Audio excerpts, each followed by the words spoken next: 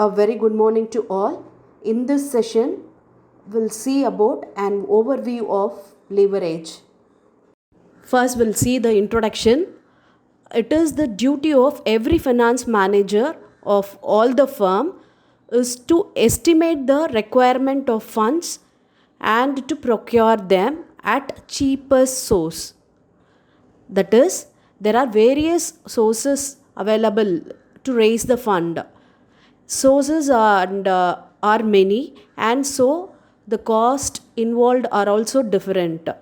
In respect of some funds, firm has to pay fixed cost like interest on debentures, interest on loan, like that they have to pay, while return to shareholders varies if same amount is raised in the form of share capital.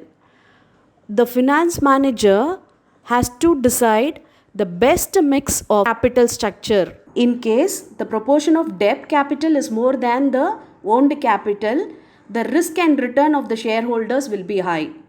On the other hand, the proportion of the owned capital is more than the debt capital in the capital structure, the return and risk will be less. Hence, this leverage analysis is the technique used by the business firm to maximize the risk return relationship of different alternative capital structures. Now we'll see about the meaning of leverage. In general term, leverage refers to an increased means of accomplishing some purpose. That is, leverage helps us to lifting heavy objects, okay, which is otherwise not possible. That is leverage. And in general terms, leverage may be defined as relative change in profit due to the change in sales. Okay, this is general term. And in the terms of finance, the term leverage has a special meaning. The term leverage is used to describe the firm's ability to use fixed cost assets or funds to magnify the returns of shareholders. That is the equity shareholder, the owners of the company. Now we'll see the definition of this leverage. According to James Horn, leverage is nothing but the employment of an asset or funds for which the company, that is the firm, pays a fixed cost or fixed return. Okay, for using that funds, the firm has to pay some fixed cost or fixed return to them. In other words, we can say leverage refers to the relationship between two interrelated variables. Okay, and those variables may include it may be a cost or sales revenue or earnings before interest and tax or earning per share or the output. Okay, it may be any variable among these things. Okay, now we'll see about the types of leverages, and the first one is operating leverage, and the next one is financial leverage, and the third one is combined leverage, and we'll see this in detail in the upcoming videos. Okay, in this video we'll see the operating leverage. Now we'll see the operating leverage. Operating leverage refers to the use of fixed cost in the operation of a firm. Okay, due to the presence of this fixed cost like rent, salary, taxes, insurance, the operating leverages, okay, arises. Fixed costs do not vary with sales. Okay, on account of fixed cost, the operating profit changes disproportionately to sales. Okay, a firm is said to have higher degree of operating leverage when it employs a higher proportion of fixed cost and smaller proportion of variable cost. On the other hand, it's said to have low operating leverage when it employs great proportion of variable cost and lesser proportion of this fixed cost. Before we go into the problem, we'll see the format of this profitability statement. Yes, it starts with sales.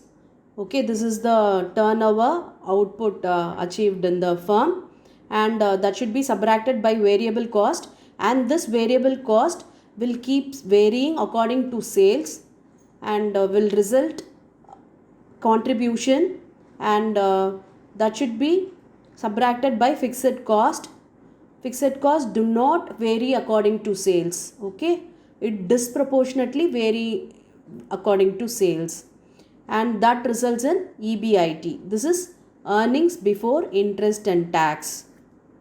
Okay, now we'll see the formula for this operating leverage.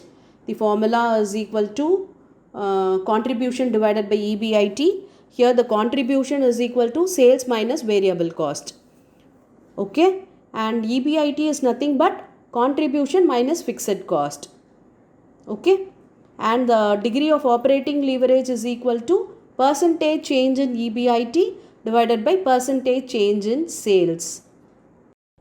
Okay, now we'll see one problem. Yes, here is the problem. A firm sells its only product at rupees 12 per unit. Okay, the selling price per unit is rupees 12. Its variable cost is rupees 8 per unit. Okay, the variable cost is 8 per unit. Present sales are 1000 units. Okay, the output is 1000 units. I calculate the operating leverage in each of the following situation. Okay, we'll see how the EBIT operating profit change according to this fixed cost usage. Okay, in first situation the fixed cost is 1000 rupees, and in the second situation the fixed cost is 1200, and in the third category it is 1500. We'll start doing the problem now. First we have to write the sales, that is 1000 units into 12 per unit. The rate is 12. So 1000 into 12 is 12,000 for all the three situation. And the next step is to subtract the variable cost. Variable cost here is 8 per unit. So 1000 into 8, 8000 for all the three. And the next we have to subtract the sales minus variable cost, will get contribution, that is 12,000 minus 8,000 will get 4,000 for all the three category. Okay, because the sales and variable cost remains the same for all the three situation. Okay, the next step is we have to subtract the fixed cost. For the first situation the fixed cost is 1000, and for the second one it is 1200, and for the third category it is 1500. Fixed cost varies. So we have to find the EBIT now. The EBIT is first one 3000, 4000 minus 1000 is 3000. For the second one 4000 minus 1200, 2800, and for the third category 4000 minus 1500, 2500. Okay, this is the EBIT. According to the usage of this fixed cost, EBIT changes. Okay, and now we'll find out the operating leverage. Formula for that is contribution by EBIT. For the first one 4000 divided by 3000, and for the second situation 4000 by 2800, and for the third 4000 by 2500. So we'll get operating leverage 1.33 times, and for the second situation 1.43 times, and for the third one 1.6 times. Okay, now we can interpret it. It is quite evident that the operating leverage increases proportionate to the usage of fixed cost in the cost structure. Okay, one more problem we'll see in this. Find out the degree of operating leverage from the following data.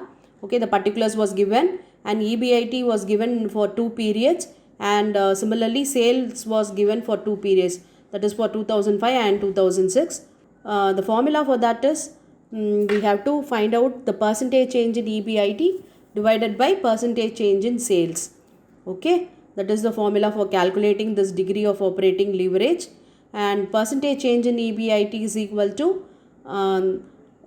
from 40,000 the EBIT changes to 50,000. So the change is here 10,000. It is 50,000 minus 40,000 is 10,000, and the base is 40,000. So out of that we have to find out the percentage. So 10,000 divided by 40,000 will get 25%. Similarly, the sales, percentage change in sales. The sale was increased from 20,000 to 28,000. So the increase of sales is 8,000. So 8,000 divided by the base 20,000 will get 40%. Okay. The next step is we have to find out the degree of operating leverage. 25% is the percentage change in EBIT, and that should be divided by 40% is the percentage change in sales. So we'll get 62.5%. I hope now you understand the operating leverage and degree of operating leverage. In the next video, we'll see financial leverage and combined leverage. Thank you for the patient listening.